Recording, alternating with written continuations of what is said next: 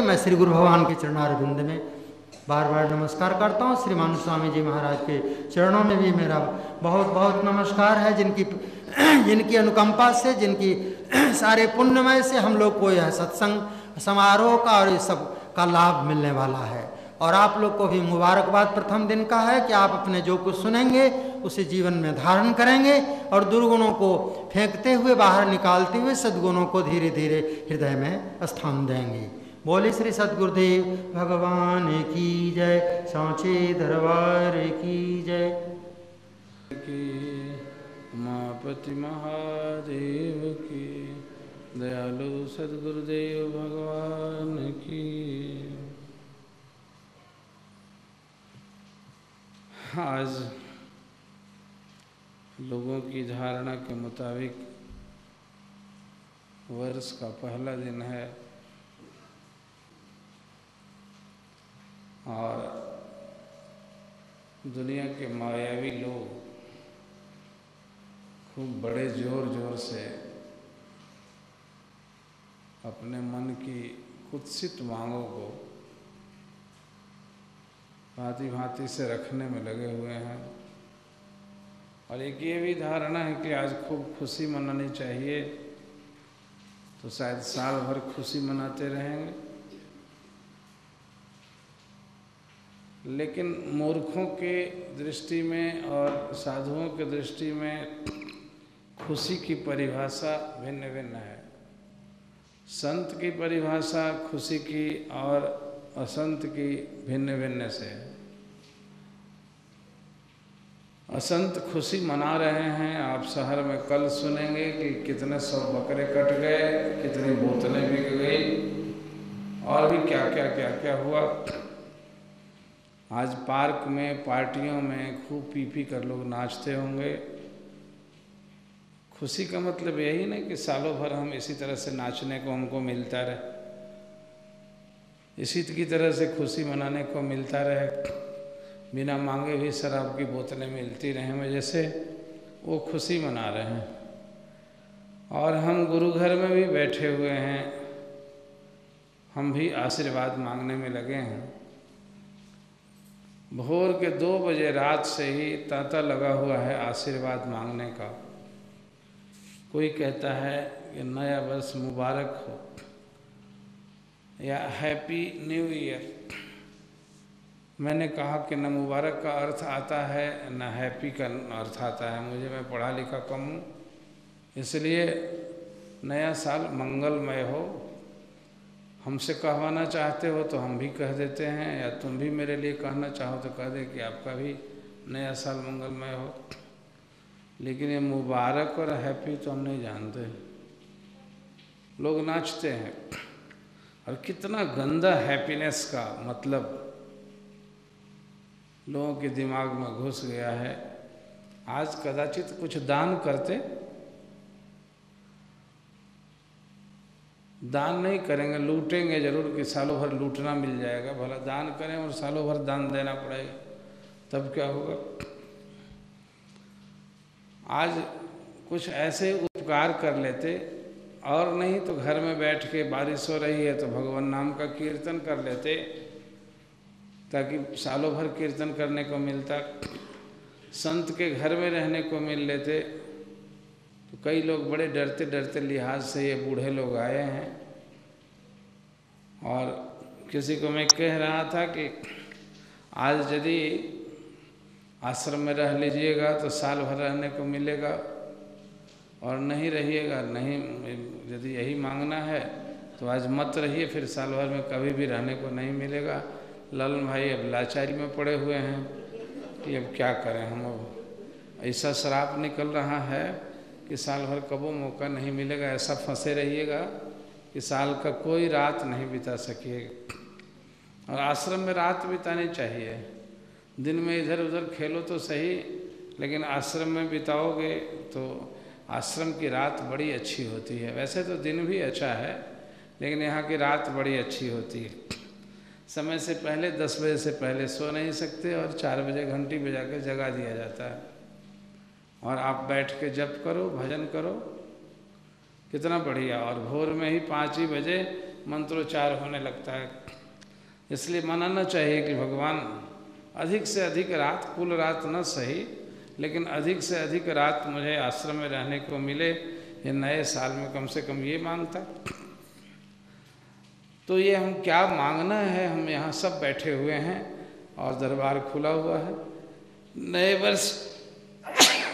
नए वर्ष पर हम कटोरा ले लेके बैठे हैं। हमारी मांग क्या होगी है? हे गुरु महाराज, आपके वचनों पर अमल आवे, मेरा मन तन आपकी सेवा में लगे, अधिक से अधिक जग जीवन में जप, स्वाध्याय, दान, तपस्या का मौका मिले, अधिक से अधिक तक साधु संजनों की संगति मिले, अधिक से अधिक तक दान का, उपकार का मौका मिले, ये मांगना चाहिए। और आज कहीं किसी तरीके से मन खराब कर लिया तो ये भी लगेगा कि साल भर मन खराब रहेगा। अब मन खराब करने का प्रसंग आए भी तो मत आने दो। कबीर ने कहा था कि जाते रहे हो अमुक नदी के पार जाके ये काम करके आना, लेकिन गुस्सा मत करना। उसने कहा कि भाई अब गुस्सा कैसे नहीं करेंगे, गुस्सा का प्रसंग आ जाएगा। अभी चलते चलते कोई करता है ना, गाड़ी में बैठे जा रहे थे तो थूक देगा और बगल में मोटरसाइकिल वाला जा रहा है उसके मुंह पर पड़ गया थूक, तो गुस्सा कैसे नहीं करेगा। कभी भी मौका मिल सकता है आपको गुस्सा करने का, यहीं मिल सकता है या बाहर भी किसी से मिल सकता है। उन्होंने अजीब सा कर दिया, कल बिना गुस्सा किए हुए आ जाओगे तो हम तुमको चेला बना लेंगे। अब वो गया बेचारा कि अमुक काम भी कह दिया था गुरुजी ने, तो नाव वाले को कहा कि उस पार चलोगे, कहा कि हाँ चलूँगा, बैठिए और सवारी आ जाने दीजिए। तो बैठ गया बेचारा, अभी अकेला ही बैठा था, पहला ही पैसेंजर। तब तक से 1 2 3 आए आदमी और दूसरा सा एक आदमी आ गया, बड़ी मूछें कड़ी कड़ी और पहलवान आदमी, हाथ में भाला लिए हुए था, ऊपर से शराब पी लिया था और कस के चलोगे उस पर, हाँ मालिक बैठिए और लोगों को आ जाने दीजिए। जैसे ही बैठा ऊपर में तो ये आदमी पहले से बैठा था, तो न मालूम शराबी ही है, उसको क्या दिखा, उसने इसकी ओर ताका कह गए इस शैतान को कहाँ बैठा रहे, ये भी जाएगा क्या? कहा कि हाँ वो भी जाएंगे। मलेच्छ जैसा तो चेहरा लग रहा है इस पापी का, मन करता है कि मार दे थप्पड़ गिर जाए, मुंह करके ताक रहा है हमारी ओर। तब वो बेचारा कुछ न किया ना, अपनी जगह पर बैठा है, तुम काहे को लगे, होते हैं ऐसे शरारती लोग। तो वो बेचारा मन में सोचा कि गुस्सा तो करना नहीं है, नहीं तो गुरुजी जान जाएंगे, इसलिए मन को चुपचाप हंसा रहा। कहा कि मुस्का रहा है, दांते तोड़ देंगे साले मार के मुक्का से, तब भी हंसता रहा चुपचाप। कहा कि मन तो करता है भाला से ठेल दे इसको, ससुराल नीचे चला जाए। और फिर भी ताकता रह के इधर ताके उधर ताके, जब उसकी ओर ताकोगे आंखें फोड़ देंगे, और ऐसे ही गाली देता रहा उसको। वो बेचारा चुप देखता रहा कि गुस्सा नहीं करना है, गुस्सा नहीं करना है, गुस्सा नहीं करना है, और रोके रखा गुस्सा को। लेकिन अब ऐसा एक आदमी कोई गालियाँ बरसाते जब और कोई गुस्सा न करे, हंसता रहे, तो उसको और गुस्सा आएगा। कारण कि कमज़ोर से कमज़ोर क्या है, आपको हम बिगाड़े हैं कि अब हमको करते हैं, गिड़गिड़ाइए के करे, लेकिन गुस्सा तो इजहार करना चाहिए। चींटी भी बेचारी गुस्सा करती है, लेकिन वो कुछ ना करेगा तब तो उसका गुस्सा और ही भड़कते जाएगा। वो अंत में कहा कि ससुरा के मुंह देख के हम चढ़ेंगे नहीं इस गाड़ी पर, मलेच्छ का ये कैसा शक्ल बना, कसाई है कि क्या है ये। गरिया के खूब आधा घंटा और उतर गया।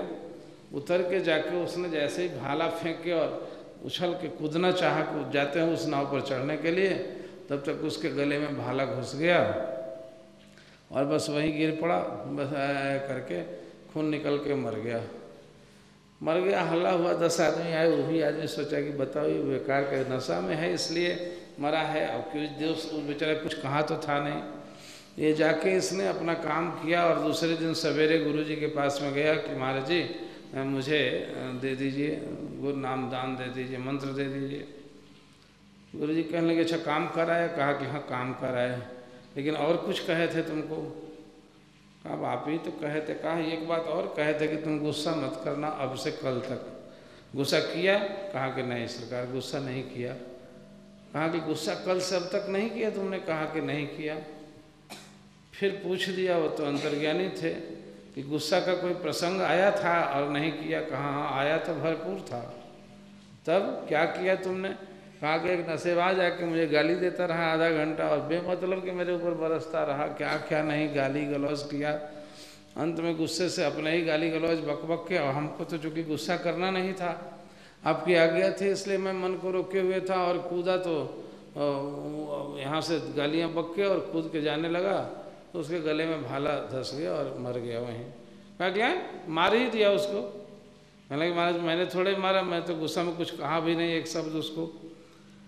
कहा कि अरे गुस्से में कुछ भी एक दो शब्द भी कह दिया गया होता तो उसका पाप थोड़ा हल्का हो गया होता, उसकी जान तो बच जाती, तो उसका जाने ले लिया तुमने। कहा महाराज हमने कुछ नहीं किया, हमने क्या लिया है? लेकिन यही तो है कि कुछ नहीं करके भी सब कुछ कर दिया। एक आदमी किसी को गाली दे और उसके अंदर में प्रतिक्रिया हो ही नहीं जरा भी, तो कुदरत बर्दाश्त नहीं करके तुरंत उसका दांत तोड़ देगी, तुरंत उसको सजा हो जाएगी। सजा इसलिए नहीं होती है कि यदि कोई तेरे में कुछ करता है तो तुम भी कुछ न कुछ मन ही से सही गर्म हो जाते हो, बस नहीं चले तो, नहीं तो लड़ देते हो, गाली गलौज आपस में होता है तो थोड़ा बहुत पाप दोनों का घटा बड़ा हो जाता है और बस उसी में रह जाता है। यदि एक तरफ से कुछ भी नहीं कहे तो फिर तो कुदरत सजा दे देती है, और इसलिए तो मर गया वो। फिर उन्होंने कहा कि महाराज जो कहिए, लेकिन हमने गुस्सा नहीं किया, उसने गाली दिया तब भी। तब गुरुजी बोले कि अरे तुमको अब क्या कहूँ मैं, तुमको दीक्षा क्या दूँ, चेला क्या बनाऊँ? तो गुरु निकला मेरा भी, हैं गुरु निकला, अब तुमको चेला बनाने की क्या ज़रूरत है? एक बार गुरु ने वचन कहा कि गुस्सा मत करना 24 घंटा, और 24 घंटा नहीं किया। गाली दी उसने 100 गालियाँ, तब भी मन नहीं बिगड़ना दिया। कितना मजबूत था मन का। तो ये कहते हैं गुरु आज्ञा पाले सोई साधु। कहते हैं कि तू तो चेला नहीं गुरु निकला। गुरु का मतलब तो होता है कि बारी है, गुरु ने आज्ञा दे दी, सुबह से शाम तक मुँह मत लटकाना, और अब रोको तुमको कोई थूक दे तेरे ऊपर, तुमको कोई गाली दे दे, तुम दिन भर में कुछ कह दो तब भी नहीं लटकने देंगे, खुश रहे एकदम खिलखिलाते हुए, तो फिर तब तुम्हारा चौगुना बढ़ भी जाएगा यदि बात मानोगे तो। लेकिन होता नहीं है ऐसा। तो आशीर्वाद की बात कह रहा था आज। आशीर्वाद सभी मांगते हैं, सभी मांगते हैं, सभी मांगते हैं, और इधर से आशीर्वाद खुश रहो तुम। खुश मैं सबको यही कहता भी गया, खुश रहो, खुश रहो, कारण कि धन मेरे पास है नहीं, मैं धन दे नहीं सकता तुमको। खुशी आनंद, आनंद का संतान हूँ मैं, और आनंद का दुकान खोले बैठा हूँ, इसलिए आनंद मांगता हूँ कि हर हाल में खुश रहना सीखो। मान मिले अपमान मिले, राजी रहो, खुश रहो तुम। और उसी को मन, चूँकि एक बात में तुरंत होता नहीं है ना, उसका मन जरूर उच्च कोटि का साधक रहा होगा, नहीं तो कह दे गुरु और उस पर अमल करके रह जाएगा तुरंत ही। नहीं होगा, नहीं, किसी बड़े बड़े लोगों से नहीं होता है, नहीं होगा। और नहीं होता है उसमें कारण क्या है? हमारा अहंकार मोटा है, कुछ मान के बैठा है कि हम कुछ हैं ये, और मन कहता है कि उसको क्यों नहीं कह के देखते हैं, हम ही को कह रहे हैं, उसको क्यों नहीं कह के देखते हैं, हम ही को कहते हैं। उसको वाला जो है वो मन अहंकार दिखाता है एक, हम कोई कम है, और इसलिए वो मानने नहीं देता है। आशीर्वाद की पात्रता खत्म हो जाती है। इसलिए आशीर्वाद पाने के लिए कैसे देगा? कहते हैं कि ये कबीर कैसे चढ़े कोरी गाजी संग संग, वर्षा खूब होती रहे और तुम्हारा पेंदा औंधा हुआ रहेगा तो उसमें क्या लोगे तुम? अकड़ तो है, अहंकार आता ही है। ये गुस्सा क्रोध जो है अहंकार का बेटा है। ये अहंकार मोटा है, उसको गुरु लोग छेड़ के देखते हैं कि हम इसको उल्टा बात कहते हैं। और गुरु महाराज कहते थे कि तुम गलती करो और मैं तुझको डांटूं, तुम जब बर्दाश्त कर जाओ तो ये कोई बड़ी बात नहीं हुई। गलती से तो मन तुम्हारा अपने दबा हुआ है, इसलिए मेरी बात बर्दाश्त कर जाओगे। तुम करो ठीक और मैं फिर तुमको गलती कहूँ और तब भी तुम्हारा मन न बिगड़े तो समझो कि तो गुरुमुख हो गया और मन को जीत लिया। ठीक करो तब भी ये गलती किया है तुमने, ऐसे किया वैसे किया। और तब भी कहा कि जी हाँ सत वचन। महाराज जी कहते थे कि 2 वचन शब्द को गुरुमुख को जीवन में जिसको तरक्की करनी है याद रखनी है, हाँ जी और हूँ जी, हाँ भला जी और बुरा हाँ जी, ये बिल्कुल हाँ जी और भला जी कहना आ जाए तुम्हें। हाँ जी मतलब कि कोई भी आज्ञा कोई करता हो, गुरु ही नहीं जितने भी बड़े लोग हैं, जितने भी लोग हैं, अमुक काम कर दे जाना, जी हाँ अभी तुरंत किया, जी हाँ अभी तुरंत किया, उसमें कसर ना लगाओ। और भला जी, जिसने कोई गलती किया तुमने कहा जी हाँ हो गई गलती। दिन भर लोग सेवा किए जाते हैं, हर तरह से सेवा करते हैं लोग, घर से आने वाले जिस रूप में करते हैं वो जिस रूप में करते हैं वो जिस रूप में करते हैं। कोई 2 पैसा इसमें लगाता है तो चौराहे पर माइक लगा के कहता भी है कि ये तो मैंने लगाया है, ये तो मैंने लगाया है, ये तो मैंने लगाया है, ये तो मैंने लगाया है। वो भी बोलने वाले लोग होते हैं। और भगवान थप्पड़ मारता है वैसे ही लोगों को कि मेरा दिया हुआ तूने लगा दिया और तुम मैं कहते हो ना। बकरी जो है मैं कहती है तो उसका गला कटता है, और मैना तू कुतु करता है ये, तो इसलिए वो पिंजड़े में रह के और सबका आनंद वर्धन करता है। मैंने किया मैंने किया मैंने किया मैंने किया, छोटे से काम। दिन भर बच्चे कोई मिट्टी बना रहा था, कोई कपड़ा धो रहा था, कोई खाना पका रहा है, कोई ये कर रहा है, और मैं घूमता रहता हूँ। हाँ दादा, और हम कहते रहते हम लोग तो कुछ करते नहीं, सारे लोग काम करते रहे दिन भर। लेकिन घंटा 2 घंटा के बाद जब रास्ता चलते मिला तो टेस्ट करने के लिए एक दे दिए हैं पत्ता गुरु महाराज जी की सेवा हो रही है, अमुक काम हो गया, उसकी बोली की आवाज़ पता चलेगी कि काम नहीं हुआ है ये। वो जैसे बादशाह का बेटवा था, वो अभी लाके पानी खड़े हैं, आधा घंटा पहले लाके खड़े हैं और अब आपको याद आ रहा है। अच्छा, तो ये जो भीतर में बैठे हुए हैं सांप देवता है ना, वो बोली का चेहरा बदल देंगे। कर रहा है सेवा। सेवा क्या मतलब? छोटा काम, नीच टहल गृह के सब करियों और पद पंकज बिलो किस्त भवतरियों। मैं पूछता हूँ कि तुमको यदि किसी दुकान पर बैठ के 500,000 का नफ़ा हो गया होता तो दुकानदार शाम को जब घर आता है तो गंवा के आ रहा है कि कमा के आ रहा है, दरवाजे पर ही घर वाले समझ जाएंगे उसके चेहरे से। जैसे ही छेड़ेगा जरा भी कोई, ये क्या बात जी, अमुक चीज़ मारो, अमुक चीज़ को, दिन भर बेकार का नुकसान हो गया हमारा, वो भी चीज़ में घाटा लग गया, उस चीज़ में ये हो गया, उस चीज़ में ये हो गया, तुमको अपना काम सूझ रहा है। आज बेकार मूड खराब हो गया, सारी दुकानदारी खराब हो गई, बेकार ने एक ग्राहक आया, इतना मंदा आज का बाजार रहा कि कुछ रहा। और चेहरा बताएगा, यदि कमा के आ रहे हो, कुछ कमाया है तो उधर ही से लेके बढ़िया सब्जी लाएगा। अरे अच्छी कमाई हुई है, लो ज़रा बढ़िया 2 सब्जी बना लो, पता तो चल जाएगा।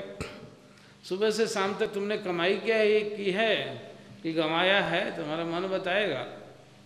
कुछ पूछ बैठा ऐसे निकलेगा भीतर से गर्म, और हमको आती है हंसी कि वाह रे, सुबह से शाम तक दुकान पर बैठे भी रहे और बस कमाई कुछ नहीं हुई। और नहीं होने का कारण तुम्हारा मन है, दूसरा कोई नहीं है। नहीं तो इतने बड़े कमाई का घर है यहाँ, यहाँ कमाने वाले, झाड़ू लगाने वाले परमहंस बन गए, जगत पूज्य बन गए। तो तू करोगे चोरी, तू करोगे कपट, तुम करोगे गुस्सा, तुम करोगे द्वेष। उसको ऐसा हुआ, हमको नहीं हुआ, उसको कुछ हुआ, तुमको मतलब तुम जितने के लायक थे तुमको उतना हुआ, उससे ज़्यादा की अपेक्षा करने की ज़रूरत। तो ये सब मन की फितरतें हैं और ये आशीर्वाद से वंचित होने का तरीका है। कमाई करने वाले ऐसा नहीं किया करते।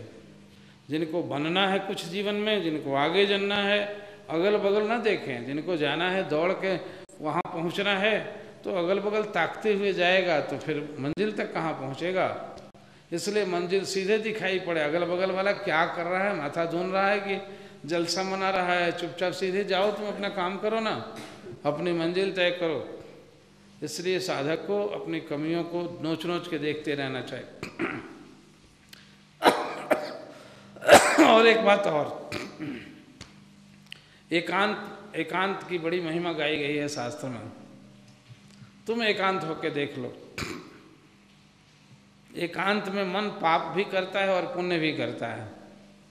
अब जोर क्या है तुम्हारे मन में,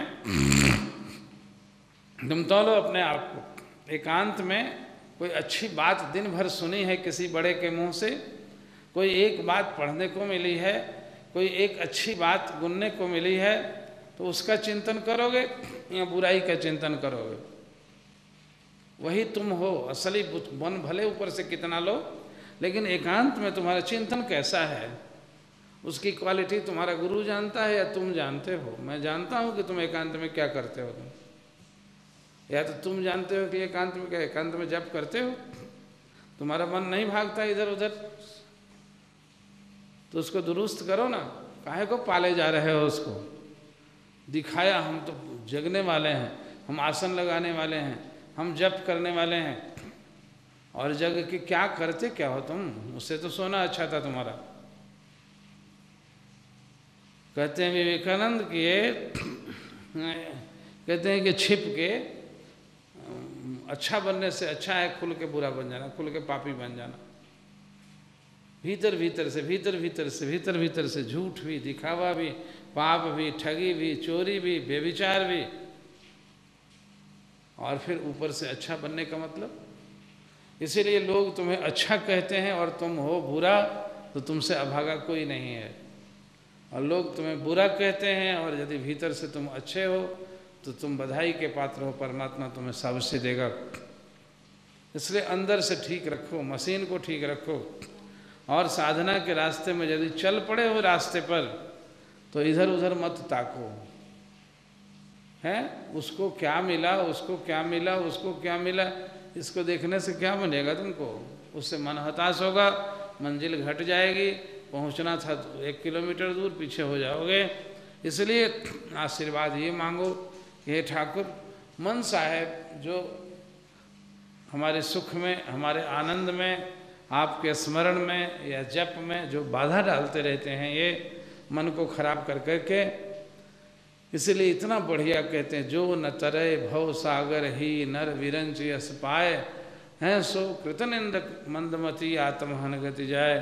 ये जो इतना बड़ा ये सत्संग के समाज को, गुरु महाराज जी के शरण को और इस त्रिवेणी संगम को पढ़ के भी जो अपना परलोक नहीं बनाता और जो अपने हृदय को पवित्र नहीं बनाता, वह कृतनिंदक और मंदमती है और आत्महंता है, अपने आत्मा का हत्या कर रहा है। इससे बढ़िया समाज, इससे बढ़िया राहवरी, इससे बढ़िया दरबार और नहीं होता है आज खोजने के पीछे। बाहर प्लेटफॉर्म चाहे कितना बड़ा बना हुआ हो, भीतर में गर्त में जाको देखे तो घृणा हो जाएगी। गुरु महाराज जी का घर इतना दिव्य, इतना आला, इतने बड़े महान गुरुओं का घर, इतनी अच्छी शरण, जो त्रिताप को हरने वाले हैं, जो इतना माँ बाप कुटुंब सखा भाई बंधु सबसे अधिक प्यार करने वाले हैं, जो सबसे अधिक हमारे शुभचिंतक हैं, जो सबसे अधिक हमारे कल्याण की कामना करने वाले हैं। पग पग पर उनको पीड़ा मत दो किसी तरीके से। उनको यही इच्छा और अपेक्षा होती है कि हमारे लोग, हमें प्यार करने वाले लोग, हमें सेवा करने वाले लोग बेशक देवता बन जाएं। इसलिए आज यदि ये पहला दिन और अंतिम दिन, तो मेरे तो कंसेप्ट में कुछ आता नहीं है, यदि ये है कुछ दिन, तो ठाकुर से मांगो, चीख कर चिल्ला करके, हे परमात्मा मेरा मन मुदित रखना, आपकी सेवा करके वैसी ही खुशी हो जैसे किसी बनिया को व्यापार में लाभ कमा के होता है। चाहे हम भाजी काटते हो, चाहे अगरबत्ती जलाते हो, चाहे फूल जलाते हो, चाहे मंदिर के अगर ये करते हो, चाहे झाड़ू लगा के बालू ढोते हो, सब कमाई ही कर रहे हैं, लेकिन कहीं कमाई जाया तो नहीं जा रही है। महाराज जी कहते थे कि तुम देखो दौड़ दौड़ के काम करते हो ना, आँख मूंदो, यदि काम का फावड़ा ये वो खटर पटर याद आता है, इसका मतलब कि सेवा नहीं कर रहे हो। जिसके लिए तुम कर रहे हो वह याद आना चाहिए, न कि वो काम याद आना चाहिए तुमको। उसमें राग है, उसमें अहंकार है, इसलिए वो याद आता है। और नहीं तो एकांत में बैठने के बाद आँख मूंदते ही काम से छूटेंगे और काम का लक्ष्य, काम का आराध्य, काम का प्रेरक जिसके लिए मैं कर रहा हूँ वो मुझे याद आ जाने लगेगा।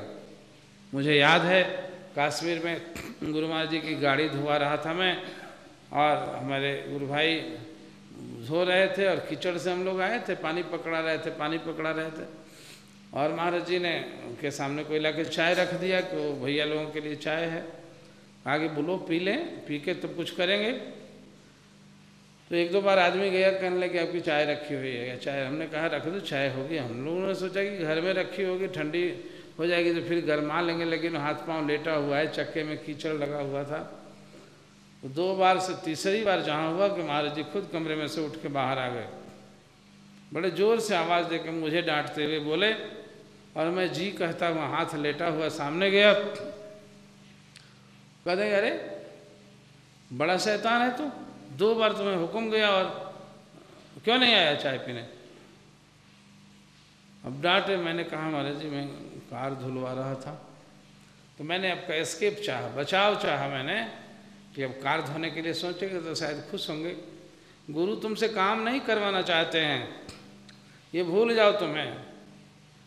चाहे कार चलाओ, चाहे कुछ चलो, चाहे खाना पकाओ, चाहे झाड़ू दो, वो कुल चलवा के तुम्हारे मन को देखना चाहते हैं कि ये मनवा बन क्या रहा है इसको, कारण कि उसके काम के बदले में तुमको पैसा मजदूरी तो देते नहीं है।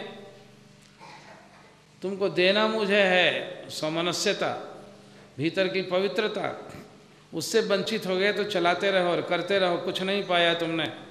इधर से मजदूरी भी गई, अच्छा हुआ किसी दूसरे का चलाते तो तुमको कुछ पैसे मिल गए होते। ये बाबा जी के घर में खाना और कपड़े के लिए पेट के मजदूर बन के रह जाओगे, लेकिन भक्ति और कृपा भी नहीं मिलेगी यदि मन वैसा नहीं बनेगा तो। महाराज हमको डांटे कि तू कार का चला है कि मेरा चला है। मैं हाथ जोड़े खड़ा हूँ, कौन कहे कार तो उन्हीं की है ना, कार का चला है कि मेरा चला है बोलो। मैंने कहा मैं आपका। कहा कार की सेवकाई से गति मुक्ति तुम्हारी होगी, भक्ति बनेगी या मेरी सेवकाई से, मेरे वचन के पालन से। मैंने कहा महाराज जी आपके वचन के पालन से। फिर मेरे वचन पर लात क्यों रखी, मैंने 2 बार आवाज़ दी और तुम आया नहीं। मैं रोने लगा, कहा क्षमा हो गई, गलती करें। ऐसी भूल अक्सर होती रहती है। काम दुनिया में होते हैं, यहाँ काम नहीं होता। जिस काम को कर रहे हो मेरे लिए ना कर रहे हो, और उस करने के पीछे मुझे उपेक्षा कर दी, मेरे ज़बान पर लात रख दी। कुदरत देख रही है, वहाँ मिलेगा कुछ तो नहीं मिलेगा। ये बच्चे दिन दिन भर देखते थे लगे हुए, अभी तक कोई ठंडा में फर्श धो रहा है, कोई मिट्टी पकड़ा रहा है, कोई बालू पकड़ा रहा है, कोई ईंटा सीमेंट पकड़ा रहा है। मैं उनका चेहरा देखता था कि इसके बदले में क्या दूंगा इनको। खुश होता था ज़्यादा तो मिठाइयाँ रखी थी, मैं एक एक ठो खिला देता था। और तब भी उसमें कई कैटेगरी के लोग थे। पढ़ाई है ना स्कूल में, तो भांति भांति के लोग हैं। कोई कुछ कर रहा है, कोई कुछ कर रहा है, कोई कुछ कर रहा है। और मैं बैठा तो देख रहा हूँ चेहरे सबके कि इसको पा कितना रहा है, गंवा कितना रहा है ये। और देखता था खुशी से। 11 बज गए रात के, वो बेचारा मजदूर मिस्त्री हमारा 11:30 बजे रात तक किए जा रहा है। मैं उसके निकट गया तो झुंझलाहट नहीं, अब छोड़ दो ना, थक गए होगे। कहा जी नहीं, थोड़ा सा बच रहा है, उसको भी कर लेता हूँ। कर्मयोग उसको आ रहा है, ठीक है 100, 200, 400 के मजदूरी, लेकिन मजदूरी कहोगे उसको 6 बजे सवेरे से 11 बजे रात तक मेरे लिए करता रहा हो, तो हृदय से दुआ उसके लिए जाएगी, तुमके लिए जाएगी। और तुम करते हो, रोटी पकाते हो, तुम करते हो मेरा खाना पकाते हो, मेरे कपड़े धोते हो। मैं ज़रा बोलूँ तो मुँह से जहर निकल गया, मिलेगा आशीर्वाद? उसके बदले में कपड़ा दे दूँगा, अच्छा सा शॉल पहना के और स्वेटर, और रोटी पकी हुई है, खीर और पूड़ी खा लो। बाकी कैसे मिलेगी? कृपा तो उसको मिलती है जो बिल्कुल एहसानमंद होकर सेवा करूं तुम्हारी। हम लोग गाते थे कि हे महाराज, एहसानमंद होकर सेवा की जाती है। सेवा तो एहसान जता के की जाती है कि हमने ये कर दिया आपका। और यहाँ गुरु के घर में कहते हैं कि बस आपने हमसे करा लिया प्रभु, इसके बदले में जो तुम देते हो वो तो परमात्मा का प्रसाद देते हो। तुम मेरे जीवन को संवारने वाला चीज़ देते हो, मेरे जीवन को आनंद में ले जाने वाली चीज़ तुम दे रहे हो। मेरे विचारों के ऊपर जो अज्ञान का पर्दा पड़ा हुआ उसको हटाने वाले तुम हो। और मैं क्या करूँगा, मैं जो करता हूँ वो 100-200 हज़ार रुपये का नौकर कर सकता था आपका जो, और आप जो करते हैं दुनिया में कोई नहीं कर सकता। माता से हरि 100 गुना और हरि से 100 गुरुदेव, परमात्मा से भी दर्जा तुम्हारा अच्छा है। वह परमात्मा न्याय का न्यायी है, वो सत्यासत्य का विवेक करने वाला है, वो साफ साफ कर देगा। और गुरु कृपालु है, वो कृपा कर देगा कि मेरा बच्चा है, इतनी गलती की है इसलिए माफ़ कर दो इसको, इतने दिन तक मेरी सेवा की है इसलिए परमात्मा इसको कामयाब करना, इसको सुमति दे देना। सुने होंगे मस्किनिया पहलवान की बात कि अमृतसर गुरुद्वारा बनने के लिए गुरु घर से संवाद गया, कितना 100 रुपया तुम्हारे ऊपर लगाया जाता है, उसके लिए खुदाई हो रही थी तालाब की। उस बेचारे के पास कुछ भी नहीं था, 300 रुपया लगा हुआ है। तो उसने कहा कि अब कैसे दें, और गुरु घर से मुंह खोल के आज्ञा मांग ली गई। इससे बड़ी और सौभाग्य की बात क्या होती है। वो गरीब जो 1 पैसे का मोहताज था, सोचता है कि अब कैसे करूं कैसे करूं कैसे करूं। तो शाम को कुश्ती का डामा बज रहा था कि भाई कोई कुश्ती लड़ेगा लड़ेगा लड़ेगा तो क्या होगा, जो जीत जाएगा उसको 100 रुपया इनाम, जो हार जाएगा उसको 50 रुपया इनाम। तब मेरे मन में आया, उसके कहता है कि ऐसा करूं कि इतने बड़े नामी पहलवान से जीत तो सकता नहीं हूँ, हार तो जाऊंगा, और हारूंगा तो 50 रुपया कम से कम गुरु महाराज जी के घर पे हारूंगा, या मार भी देगा मर भी जाऊंगा तो 50 रुपया गुरु महाराज जी के घर में पहुंच जाएगा, और फिर 250 में 200 बचेगा, फिर अगला जन्म लेके देख लूँगा। लेकिन ना कैसे कर दूं कि गुरु महाराज जी के घर से सेवा लगी है और मैं ना कर दूं। जिसको होता है वो भी नहीं करता है, जिस बेचारे को नहीं है वो मन में जुगाड़ करता है और जाकर नाम लिखवाता है कि कल की कुश्ती में मैं प्रतिद्वंदी होऊंगा, इसका मैं इसके साथ लड़ूंगा। लोग देखने लगे मरियल सा आदमी, खाने का ठिकाना नहीं, ये भी लड़ेगा। कहा तू कि किसी और का? कहा नहीं नहीं मैं लड़ूंगा।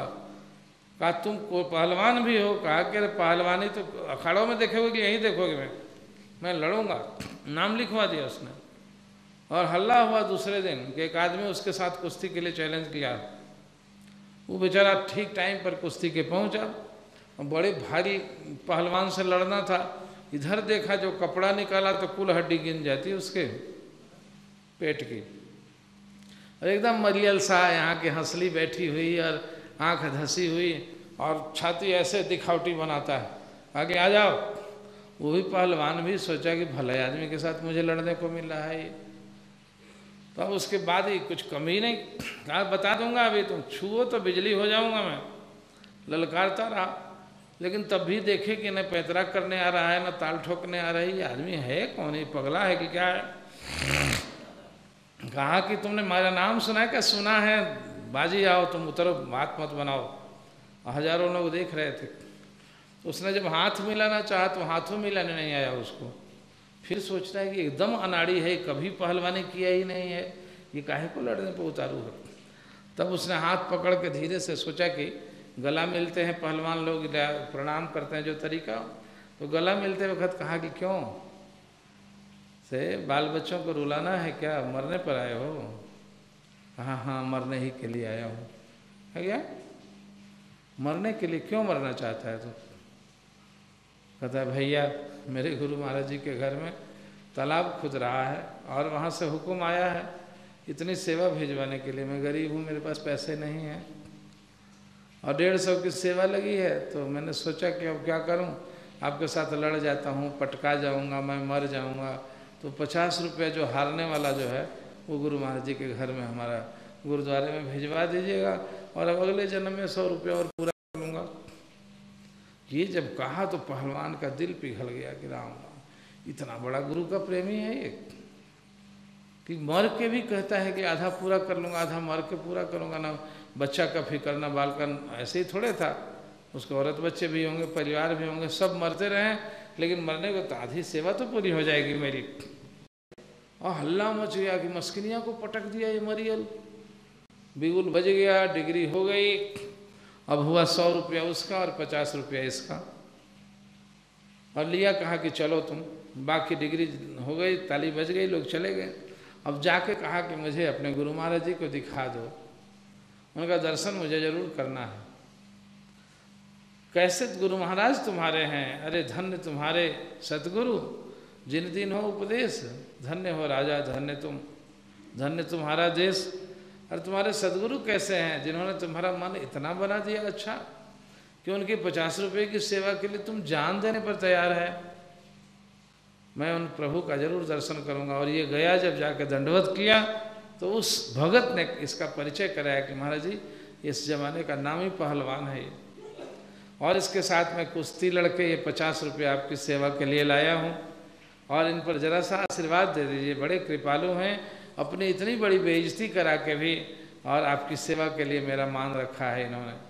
अब जब सुना कितना नामी पहलवान और मेरे बच्चे की सेवा पूरी करने के लिए पटका गया खुद ब खुद, उसको गले में लगा के नानक देव इससे भी बड़ा वरदान दे गए कि बेटा मैं हृदय से आशीर्वाद देता हूँ कि तेरा दिल पाक हो जाए, गुनाहों से पाक हो जाए तुम्हारा दिल। और मैं हृदय से आशीर्वाद दिया। वो मुस्किनियाँ बाद में उनका संत बन गया, हृदय परम पवित्र बन गया। और उस 100 और 50 मिल के दोनों सेवा उसको ऐसे लग गई। तो ये आशीर्वाद के योग्य होने को होता है। जब बहुत ही ऊंची धारणा और पवित्र हो जाती है, कुछ नहीं गिराया वो बेचारा, बहुत कोई जपी तपी नहीं होगा, वो सामान्य सा इंसान, पहलवान, खाने कमाने वाला। और उसने दया आई ना, दया भी तो दिव्य गुण है। और दया आई, सज्जनता आई, और अपना सब कुछ दे के अपना मान गिरा के उसने, और कैसा बड़ा इतिहास है उसका, उसके ऊपर बड़े बड़े भक्तों की श्रेणी में आ गया, वो तपस्या का फल मिल गया। तो बड़प्पन हृदय को बड़ा बनाने के लिए ये दरबार है। ठोक ठोक के जो कुछ भी किया करा जाता है, हृदय यदि बड़ा नहीं बन रहा है तो दुर्भाग्य है। सब कुछ किया भी और हृदय छोटा का छोटा रहे।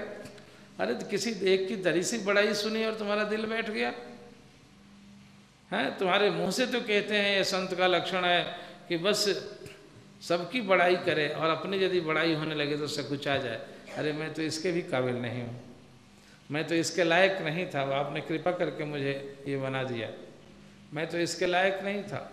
अपने लिए दीनता और बड़ों के लिए बिल्कुल ही उदारता, ये संत का लक्षण है। और ऐसा लक्षण दिनों दिन आना चाहिए। यदि सेवा हो रही है, यदि जप हो रहा है, यदि भजन हो रहा है, और वैसा नहीं बिना तो कुछ खोट है, गड़बड़ी है। इसलिए आज के नए वर्ष पर आशीर्वाद मांगो कि हमारी सेवा बर्बाद न होने पाए प्रभु, उसको बचाने का सहूर बख्शो। और मन बेईमान के चलते हमारी सेवा जो इधर उधर बिखर जाती है, गंवा बैठते हैं हम, इसलिए उसको बचाने को दो, ताकि दिनों दिन बचते बचते सेवा हृदय हमारा पवित्र और विशाल हो जाए, और हम आपके चरणों के, आपके कृपा के अधिकारी बन सके। आप भी अपनी तरफ से मांगें, और उस मालिक की तरफ से आप मुझे प्यार करते हैं। लोगों ने मुझे आज बहुत बहुत आशीर्वाद मांगा है। बहुत लोगों ने मुझे, किसी ने कपड़े पहनाए, किसी ने मिठाई खिलाई, किसी ने पैसे दिए। सबके लिए मैं एक तरफ से उनके मन को पाक साफ करने के लिए, उनके जीवन में पवित्रता, भक्ति, ज्ञान, वैराग्य आने के लिए मैं अपने ठाकुर से विनती करता हूँ, प्रार्थना करता हूँ कि पूरा वर्ष आपकी सेवा में लगे, भजन में लगे, दान में लगे और उपकार में लगे। आपका जीवन धन्य हो, धन्य हो। बोले दयालु सद्गुरुदेव भगवान की। हरि ओम। गजाननं भूतगणाधिसेवितं कपित्थजम्बूफलचारुमासुतं शोकविनाशकारकं नमामि विघ्नेश्वरपादपङ्कजं। हरि ओम। ब्रह्म प्रणाम प्रणाम गुरु पुनि प्रणाम सब संत, करत मंगलाचार्य नासत विघ्न अनंत। नमोस्तनंताय सहस्रपादाक्ष शिरोरुभक्।